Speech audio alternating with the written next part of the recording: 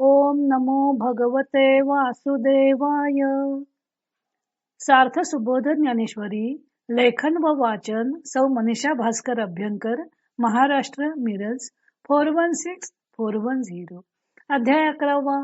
विश्वरूप दर्शन योग. श्रीकृष्णांचं निवेदन. अनन्य भक्तीचे फळ. ओवे आहेत 696 ते 699 आणि गीतेचा श्लोक आहे 55.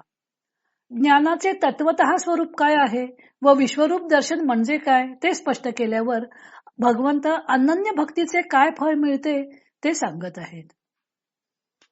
श्लोक 55.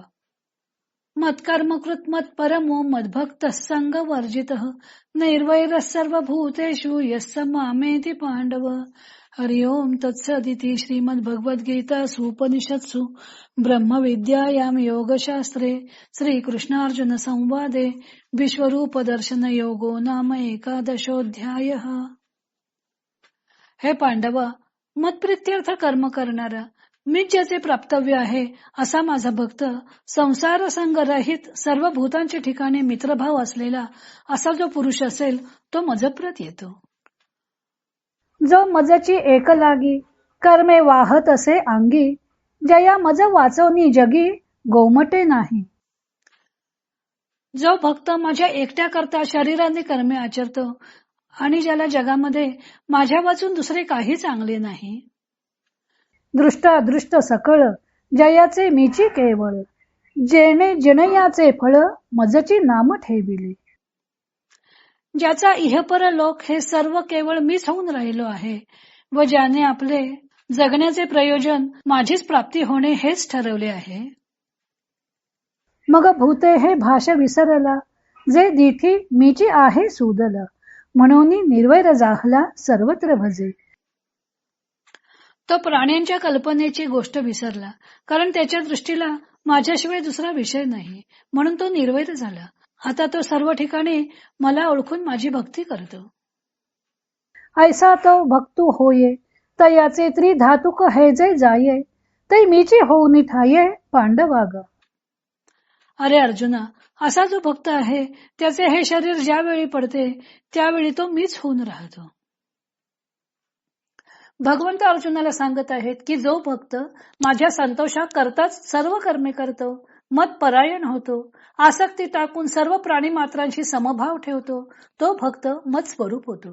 त्यालाच परमात्म्याचं श्रेष्ठ स्थान प्राप्त होतं. भक्ताने मतकर्मकृत असलं पाहिजे. मतकर्मकृत म्हणजे परमात्म्या प्रीत्यर्थ कर्म करणारा, म्हणजे ज्या कर्मामुळे भगवंताला संतोष होईल अशी कर्मे भक्ताने केली पाहिजेत. परमेश्वराचे कार्यच आपण करत आहोत असा भाव असला पाहिजे. मतकर्मकृत होण्यासाठी प्रत्येक कर्मामध्ये भगवंतांचं अधिष्ठान हवं. केवळ मला परमेश्वर प्रसन्न होऊन त्याने मला सुख समृद्धी द्यावी असा हेतू असेल तर ते परमात्म्याच्या संतोषाकरता कर्म केलं असं सिद्ध होत नाही. ते कर्म आत्मसंतोषाकरता केलं असंच सिद्ध होतं. ते स्वार्थाकरता असतात, पण केवळ स्वतःला संतोष व्हावा म्हणून नाही, तर ईश्वरी आदेश म्हणून जे कर्म केलं जातं त्याने परमात्मा प्रसन्न होतो. वेदांनीच विहित कर्मे अवश्य म्हणून सांगितलेली आहेत, तेव्हा विहित कर्तव्य पार पाडणे हा ईश्वरी आदेशच झाला. त्यामुळे स्ववर्णोचित कर्म करणे हे मतकर्म यातच समाविष्ट होते. तेव्हा श्लोकातील पहिले पद हे कर्मयोगाचे दिग्दर्शन करणारे आहे. पुढची मतपरमः आणि मतभक्तः ही दोन पदे भक्तियोगाचे दिग्दर्शन करतात.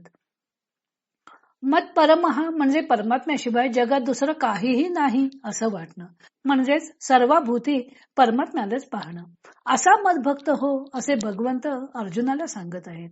त्या पुढील संगवर्जितः व सर्व भूतेषु निर्वैरः या दोन पदांमध्ये दोन महादोष टाळण्यास सांगितलेले आहेत. कर्माचरण निर्लेप होण्यासाठी आसक्तीचा त्याग करणं आवश्यक आहे. तसं कोणत्याही प्राणी मात्राबद्दल वैरभाव दुष्टबुद्धी असता कामा नये.